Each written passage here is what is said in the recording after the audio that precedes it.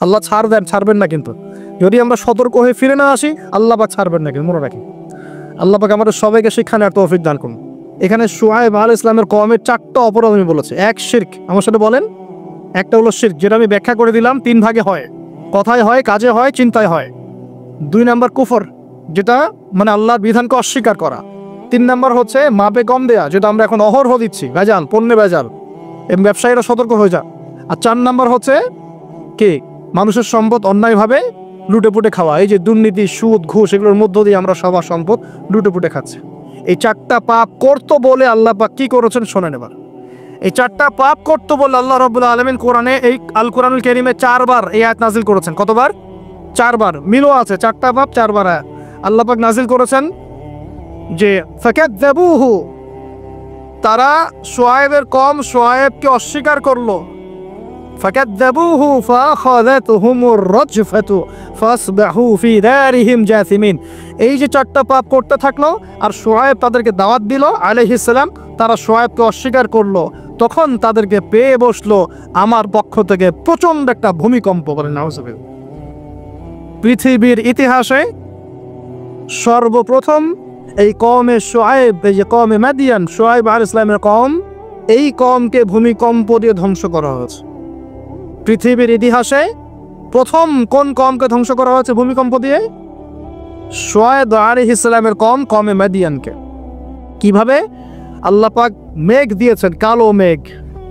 তারা মনে করেছে খুব বৃষ্টি হবে, তারা সবাই এক জায়গায় জড়ো হয়েছিল। তার আগে প্রায় 40 দিন পর্যন্ত বৃষ্টি নাই, খুব খরা, ফসল ফলছে না, দুর্ভিক্ষ হচ্ছে। যে ভাবে কম দিলে দুর্ভিক্ষ হয়, দুর্ভিক্ষ হচ্ছে, কোনো ফসল ফলে না।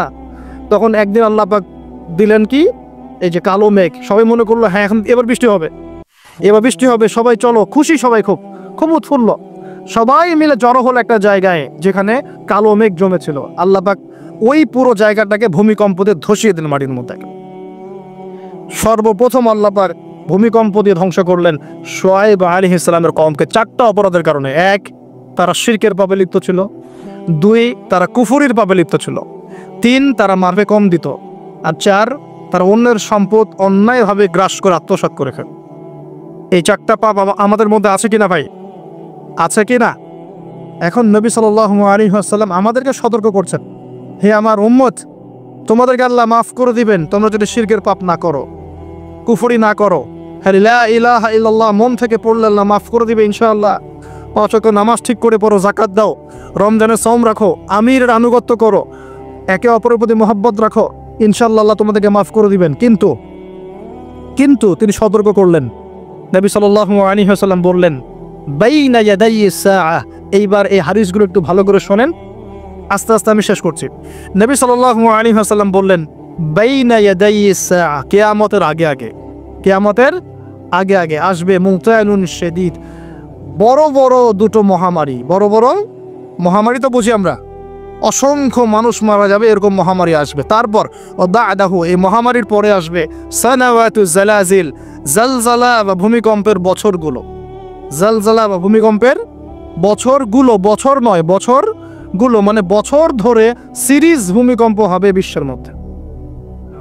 বলেন নাউজুবিল্লাহ। এই পর্যন্ত কি পৃথিবীতে কখনো সিরিজ ভূমিকম্প হয়েছে বছরের পর বছর ধরে? এখনো হয়েছে কি? হয় নাই। আর হাদিসগুলো মেলাবেন।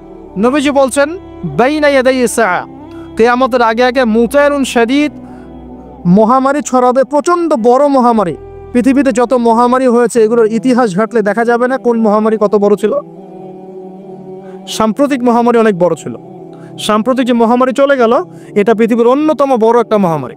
আমি বলতে পারবো না যে এটাই সেই মহামারী যার কথা নবীজি বলছেন হাদিসে, এমনটা আমি বলতে পারবো না, কেউই বলতে পারবে না। কিন্তু হতেও তো পারে, পারে না? হতে পারে। তবে নবীজি স্পষ্ট বলছেন বাদাহু, মহামারীর পরে আসবে সানাওয়াতু জালাজিল, জালজালার বছরগুলো, সিরিজ ভূমিকম্প হবে বছর জুড়ে। বলি নাউজুবিল্লাহ। কেন হবে? নবীজি বলছেন লা তাকুমুস সাআহ, কিয়ামত হবে না হাত্তা ইউকবাদাল ইলম, যতক্ষণ পর্যন্ত না জ্ঞান উঠে যায়।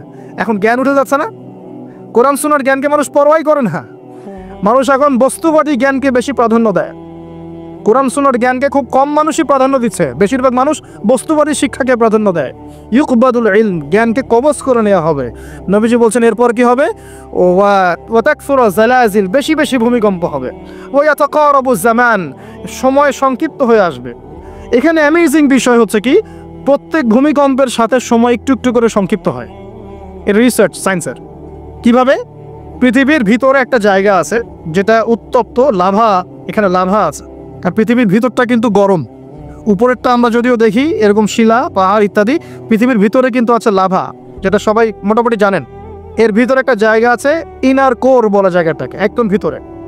এখনকার সাম্প্রতিক গবেষণা বলছে যে ভূমিকম্পগুলোর প্রভাবে, পৃথিবীতে যত ভূমিকম্প হয়েছে এর প্রভাবে ইনার কোর আগে যেদিকে ঘুরতো এখন উল্টা দিকে ঘোরা শুরু করেছে।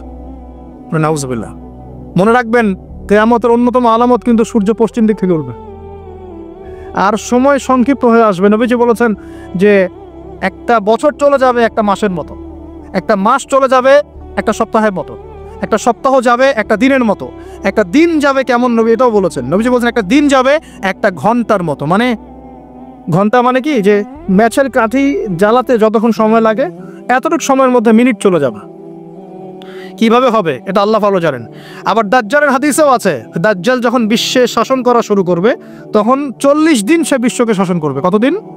40 দিন। যা প্রথম দিনটা হবে 1 বছরের সমান লম্বা। প্রথম দিন কত বছর?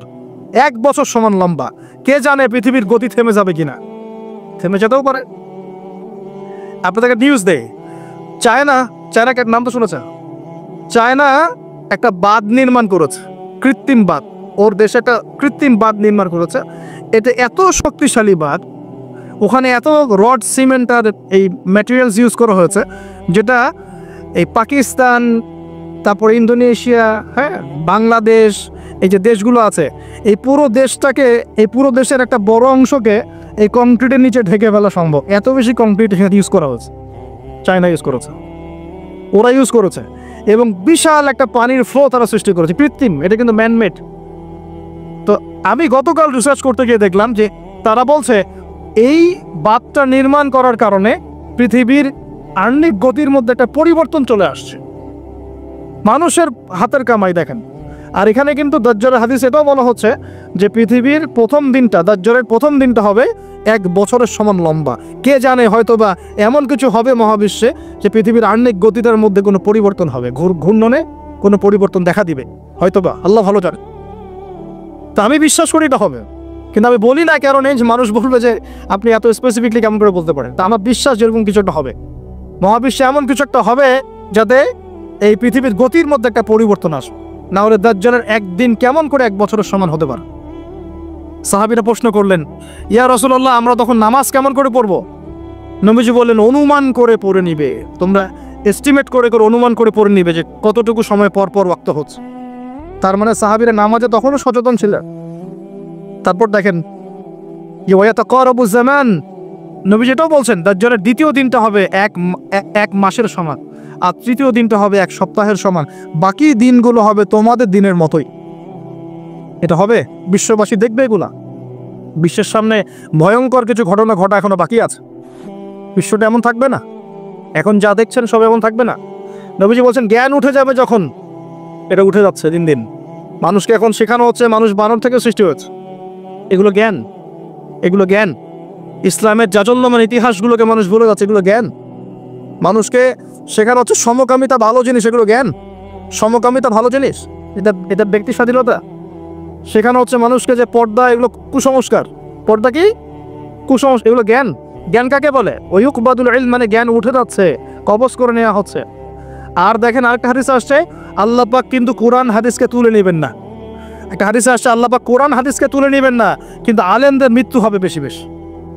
আলেমদের জান কবজ করার মধ্য দিয়ে আল্লাহ পাক জ্ঞান উঠিয়ে নেবেন। একটু দেখেন না কয়জন আলেম আছে মাঠে, দেখেন তো কয়জন আলেম। আলেম তো অনেকে আছে আলহামদুলিল্লাহ, কিন্তু বরেণ্য ওলামা যাদের কথা হাজার লক্ষ কোটি মানুষ শোনে, এমন আলেম কয়জন আছে দেখেন।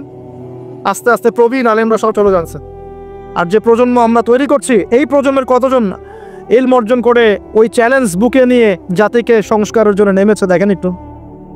আমাদের দুনিয়া পেয়ে বসেছে। আমাদের চিন্তা হচ্ছে মসজিদ ইমামতি নিয়ে, একটা তারাবি পড়াবো, ইমামতি করবো, একটা মাদ্রাসার মুহতামিম হবো, এতটুকুই আমার চিন্তা স্বপ্ন কেন? স্বপ্ন থাকতে হবে যে আমি আমার জ্ঞান দিয়ে উম্মাকে পরিবর্তন করবো ইনশাআল্লাহ, এবং আল্লাহর জমিনে আল্লাহর দিন প্রতিষ্ঠা করে ছাড়বো ইনশাআল্লাহ। এরকম চ্যালেঞ্জ নেওয়ার মানসিকতা আছে কয়জনের খেয়াল করে দেখেন। আর হিউজ এই যুব সমাজ যারা জেনারেল লাইনে পড়ছে তাদের মধ্যে কয়জন আলেম হচ্ছে একটু চিন্তা করেন। আর যারা দুই একজন উঠে আসার সুযোগ পাচ্ছে তাদেরকে আবার মানুষ বুক ভরে রিসিভ করছে না, তারা হেল্প পাচ্ছে না, সহযোগিতা পাচ্ছে না, বরং হিংসার শিকার হচ্ছে, বিদ্বেষের শিকার হচ্ছে, আগ্রহ হারিয়ে ফেলছে। তা আমি এখানে এসে কি করবো, আমাকে তো বুকে টেনে নেয় আর কেউ নেয়, এমন মনে হচ্ছে মানুষের কাছে। তো জ্ঞান উঠে যাবে, কিন্তু শুধু কোরআন সুন্নাহ আল্লাহ পাক তুলে নেবেন না, এমনটা আল্লাহ পাক বলেন নাই। আল্লাহ বলেছেন, তার নবীর মাধ্যমে জানিয়েছেন যে আলেমদের মৃত্যু হবে, সংখ্যা কমে যাবে। সংখ্যা বেড়েছে না কমেছে? সত্যি কথা হচ্ছে আলেমদের সংখ্যা, বরেণ্য আলেমদের সংখ্যা কমছে দিন দিন। এখন আমরা শুধু তালেবে ইলম আছি, আর আমি দোয়া করি আমি তালেবে ইলম অবস্থায় থাকতে চাই, কারণ জ্ঞানের কোনো শেষ নাই। দোলনা থেকে কবর, জ্ঞান অর্জন করতেই থাকতে হয়। নবী মুসা আলাইহিস সালাম পর্যন্ত জ্ঞান অর্জন করতে গিয়েছেন খিজিরের কাছে আলাইহিস সালাম, জান নাই? নবী মুসা আলাইহিস সালাম বলছেন আমি সবচেয়ে জ্ঞানী মানুষ, আল্লাহ পাক বলছেন না তুমি সবচেয়ে জ্ঞানী মানুষ না, ওই যে আমার বান্দা খিজির ও জ্ঞানী মানুষ। তখন তিনি বলছেন আমি তার সাথে দেখা করতে চাই, জ্ঞান শিখতে চাই।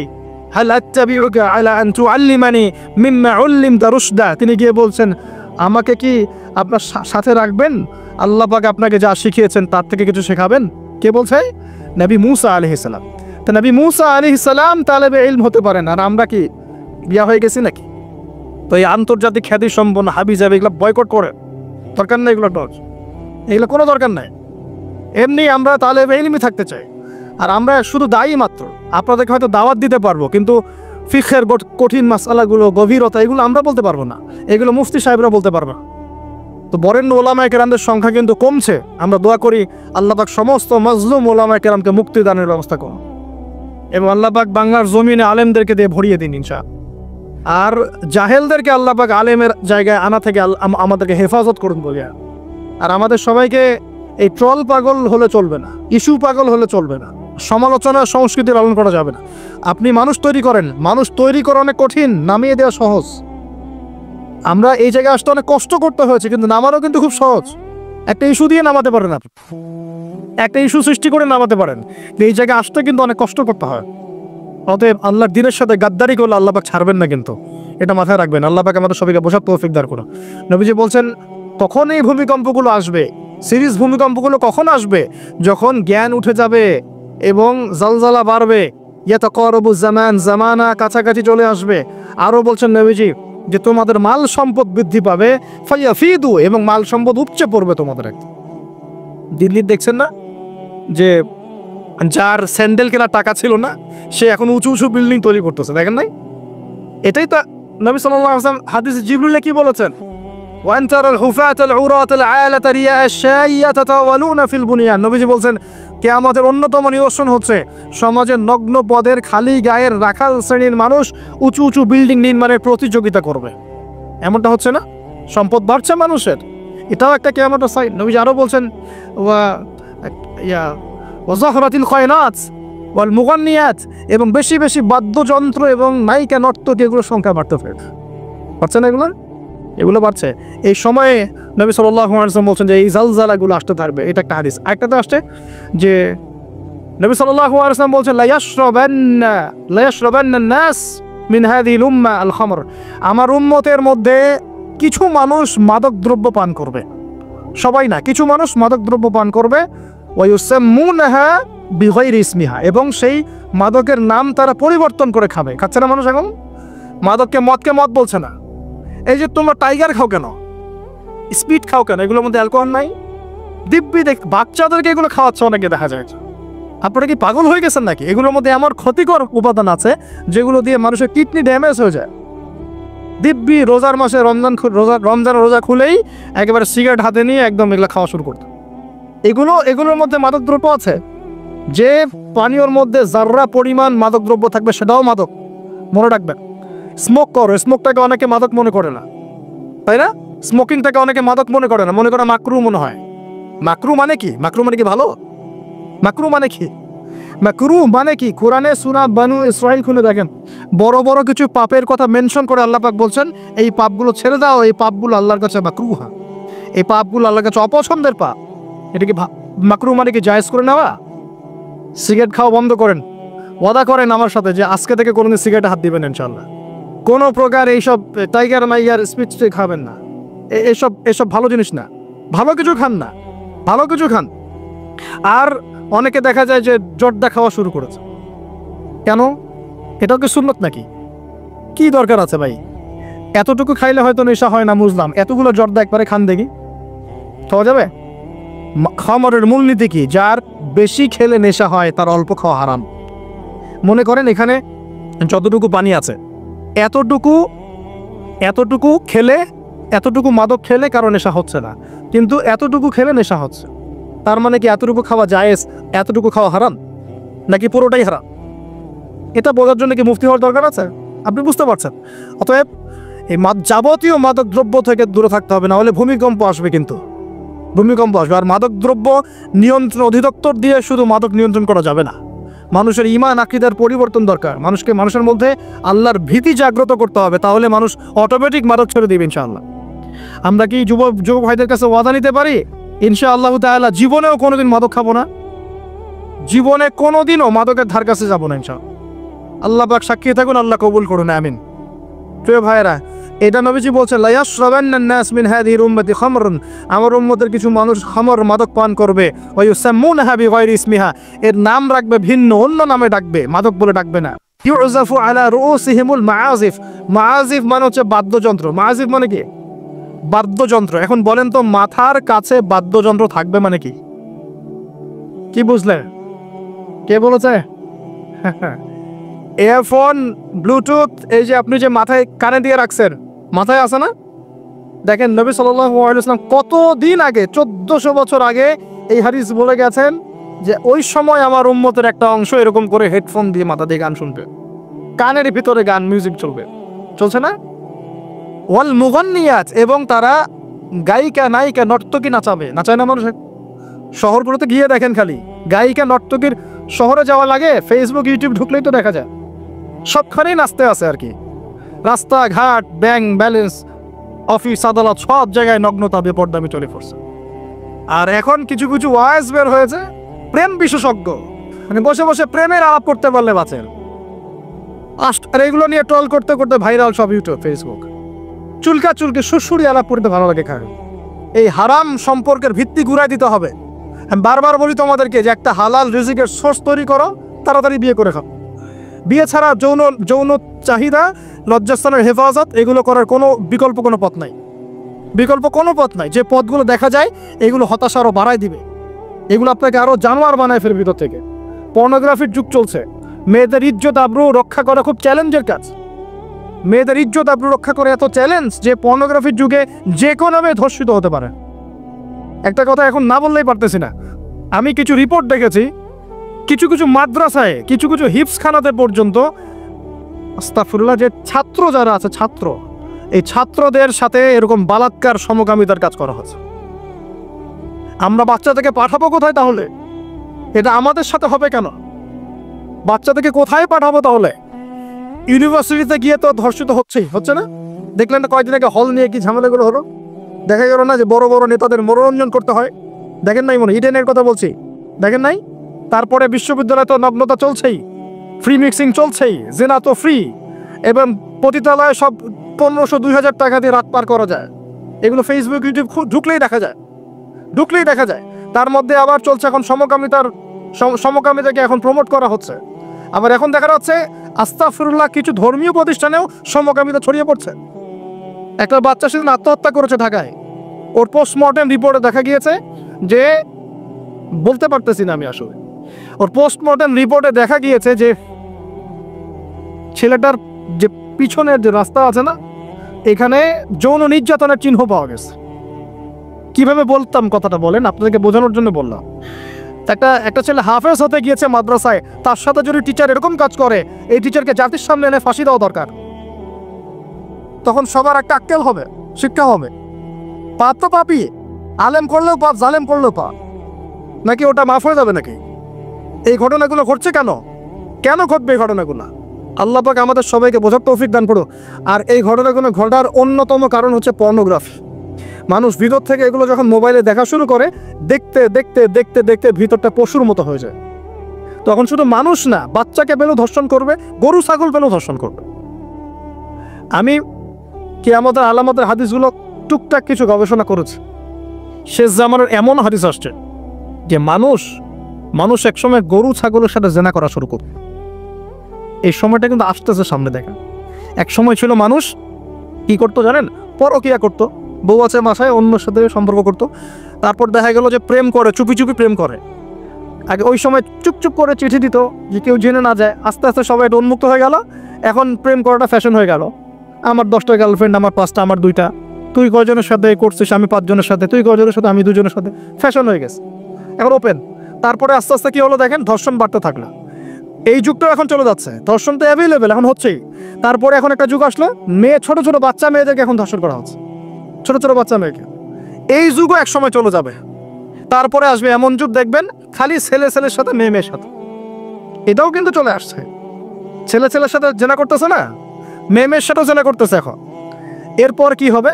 নবীজি হাদিসে বলেছেন, এরপর মানুষ ওই গরু ছাগল গবাদি পশুর সাথে জেনা করা শুরু করে। এই খবরও পাবেন, দেখে নিয়েন। আমি বললাম এই খবরও পাবেন যে মানুষ গবাদি পশুর সাথে জেনা করেছে। তোমরা একটু ঘাটাঘাটি করে দেখো আমার কথাটা মেলে কিনা, ইন্টারনেট ঘাটাঘাটি করে দেখো যে এই কথাটা মেলে কিনা। মানুষ গবাদি পশু প্রাণীর সাথেও জেনা করবে। নবীজি এগুলো কথা বলে গেছেন। ওদেরকে নিয়ে অনেক কিছু বলার আছে আমার। ইনশাল্লাহ আমি কালকে লেকচার দিব মেয়েদেরকে নিয়ে, ইনশাল্লাহ। তার একটা মহিলা সমাবেশ আছে ওখানে। তো যেটা বলছিলাম প্রিয় ভাইয়েরা, এই পাপগুলোর কারণে কিন্তু আল্লাহর শাস্তি নেমে আসে। খমর 1 নাম্বার ছিল শিরক, তারপর কুফর, মাপে কম দেয়া, অন্যের সম্পদ আত্মসাৎ করা, মাদকদ্রব্য সেবন করা, এই যে গান বাজনা, বাদ্যযন্ত্র, নর্তকী, নাচানো, এগুলোর কারণে কোন শাস্তি আসে ভাই বলেন? আল্লাহর পক্ষ থেকে জালজালা মানে ভূমিকম্প। জালজালা মানে কি? ভূমিকম্প। আর আসবে সিরিজ, মানে বছর জুড়ে চলবে এগুলা। আরেকটা হাদিস বলে শেষ করছি যা।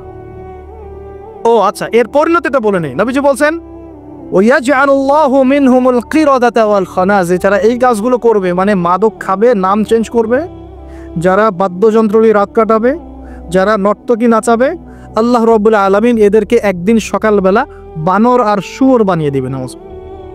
আর ওয়ায়াখসিফুল্লাহু বিহিমুল আরদ, আল্লাহ পাক জমিন সহ ওদেরকে ধসিয়ে দিবেন। এই যে ভূমিধস, যখন দেখা যাবে যে গনিমতের মাল বা রাষ্ট্রীয় সম্পদ যেগুলো আছে, বুঝতে পারছেন, গনিমতের মাল, রাষ্ট্রীয় সম্পদ, এগুলোকে মানুষ ব্যক্তিগত সম্পদ মনে করে খাওয়া শুরু করবে। হয়েছে কি হয় নাই? কথা বলেন। এই সিচুয়েশন আসছে কি আসে নাই? একটা হাতি আসতে থাকে উপর থেকে, হাতি আস্তে আস্তে আস্তে আস্তে মাছি হয়ে যায়, হয় না? এটা হয় কি না? এটা শাস্তি সম্পর্কে আল্লাহ পাক অন্য জায়গায় বলেছেন, এবং নবী হাদিসেও বলেছেন যে যা আত্মসাৎ করবে, সেটা কিয়ামতের দিন তার ঘাড়ে চাপিয়ে দেওয়া হবে। কিয়ামতের মাঠে উঠে দেখবেন বহু মানুষ কাঁধের মধ্যে রিলিফের টিন নিয়ে বসে আছে, বহু মানুষ কাঁধের মধ্যে রিলিফের গম নিয়ে বসে আছে, বহু মানুষ কাঁধের মধ্যে দেখবেন যে বন্যার্তদের ত্রাণের যে কম্বল, এই ত্রাণের বিষয়গুলো কাঁধে নিয়ে বসে আছে, রাস্তার কন্ট্রাক্টরের টাকা পয়সা কাঁধে নিয়ে বসে আছে, বহু মানুষ এই কাজ করে। তখন এরকম গনিমতের মালকে ব্যক্তিগত সম্পদ রূপে ব্যবহার করা হবে। ওয়াল আমানাতু, এবং আমানতকে, ওয়াল আমানাতু মাগরামান, আমানতটাকে মাগনামান মানে গনিমত মনে করা হবে, আমানতটাকে গনিমত মনে করা হবে। ওয়াল আমানাতু মাগনামান, আমানতকে গনিমত মানে আমানত রাখা হয়েছে, ও খেয়ালত করে ফেলবে, রুটি পটে খেয়ে ফেলবে। এটা হচ্ছে কি না? সবচেয়ে সেরা আমানত আমাদেরকে আল্লাহ দিয়েছেন ইসলাম। আমরা সেই ইসলামের সাথে খেয়ানত করছি কিনা বুঝতে পারছেন না? একজন আলেমকে আল্লাহ পাক আমানত দিয়েছেন দ্বীনের জ্ঞান, সে জ্ঞানের সাথে খেয়ানত করছে কিনা? একজন ক্ষমতাসীনকে আল্লাহ পাক দিয়েছেন ক্ষমতা, সে ক্ষমতা দিয়ে খেয়ানত করছে কিনা? একজন পরিবারের কর্তাকে আল্লাহ পাক পরিবার দিয়েছেন, সে পরিবারের মতো খেয়ানত করছে কিনা? সবাই সবার জায়গাতেই খেয়ানত করছে। আল্লাহ পাক আমাদেরকে বোঝার তৌফিক দান করুন। 3 নাম্বার নবীজি বলছেন, ওয়াজ যাকাতু মাগরামান, যখন যাকাতটাকে মানুষ বোঝা মনে করা শুরু করবে। যাকাত দিতে চায় না মানুষ, যাকাত নাম শুনলেই দৌড় দেয় পিছন থেকে, যাকাত দিতে চায় না, নামাজ পড়ে যাকাত দিতে চায় না। আল্লাহ পাক আমাদের সবাইকে যাকাত দেওয়ার তৌফিক দান করুন। ওয়া তুউল্লিমা লিগাইরিদ দ্বীন, এটা চমৎকার। নবীজি বলছেন যখন ধর্ম বিবর্জিত শিক্ষা চালু হবে, বুঝতে পারেন নাই? ধর্ম আলাদা, শিক্ষা আলাদা চালু হয়েছে কি হয় নাই? সারা বিশ্বে হয়েছে কি হয় নাই? ধর্ম আলাদা, শিক্ষা আলাদা। ধর্ম বিবর্জিত শিক্ষা যখন চালু হবে। এবং এবার শোনেন, নবীজি বলছেন ওয়া আতাআ রাজুলুম রাআতাহ, একজন পরিবারের কর্তা তার স্ত্রীর আনুগত্য করবে। ফ্যামিলিস্ট রেভলিউশন মানে স্ত্রীর আনুগত্য করবে পুরুষ, স্ত্রীর আঁচল ধরে বসে থাকবে পুরুষ। শুধু তাই না, ওয়াক্কা উম্মাহ, এবং তার মায়ের সাথে খারাপ ব্যবহার করা শুরু করবে। মাকে প্রাধান্য না দিয়ে বউকে প্রাধান্য দিবে এবং তার আঁচল ধরে বসে থাকবে। এই সময় আসে নাই? আচ্ছা, হিসাব করতে থাকে, মিলাতে থাকে। নবীজি বলছেন ওয়াদনা সাদিকা, বন্ধু বান্ধবদেরকে কাছে টেনে নিবে, বন্ধু বান্ধবদেরকে কাছে টেনে নিবে। ওয়াকসা আবাহ, এবং তার বাবাকে দূরে ঠেলে দেবে। হয়েছে কি হয় নাই? যুবকরা বলো এটা হয় নাই? বাবাকে দেখলে কয়েকদিন সালাম দেয়। বাবার সাথে কতজনের ভালো সম্পর্ক আছে? বন্ধুর সাথে যা বাবার সাথে তা নয়। অথচ বাবা এবং ছেলের সম্পর্ক হওয়া উচিত বন্ধুত্বপূর্ণ।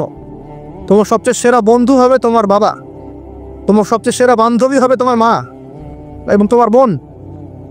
মায়ের সাথে ছেলের সম্পর্ক দূরত্ব, বাবার সাথে ছেলের সম্পর্ক দূরত্ব, এগুলো হচ্ছে না। এটা নবীজি বলেছেন। আর বলছেন, এবার শোনেন, ওয়াজহারাতিল আসওয়াতু ফিল মাসাজিদ, মসজিদগুলোর মধ্যে হট্টগোল শোরগোল বেড়ে যাবে। বাড়ে নাই? মসজিদ এখন হইহুল্লা হয় না? আমরা অনেক দিন দেখেছি মসজিদের মধ্যে হকি স্টিক নিয়ে মারামারি হয়েছে। আমি নিজে দেখেছি, দুই দল কমিটি আধিপত্য বিস্তারকে নিয়ে একদম হকি স্টিক নিয়ে আসছে মসজিদে মারার জন্য।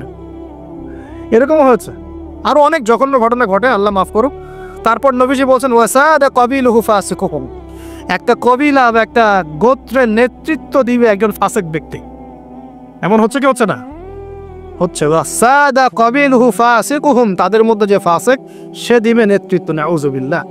নবীজি আরও বলছেন ওয়াকানা যাঈমুল কওমি আরযানাহুম, সমাজের সবচেয়ে নিম্ন শ্রেণীর মানুষ কওমের জিম্মাদার হয়ে যাবে। সুবহানাল্লাহ। নবীজি আরও বলছেন ওয়া উকরিমা রাজুল, একজন ব্যক্তিকে এই কারণে সম্মান করা হবে মাখাফাতা শাররি, তার ভয়ে তাকে সম্মান করা হবে। একজন ব্যক্তিকে তার ভয়ে, তার ক্ষমতার ভয়ে, তার টাকার ভয়ে, তার ক্ষমতার ভয়ে, তার জনমনের ভয়ে তাকে সম্মান করা হবে। এমনটা হচ্ছে না?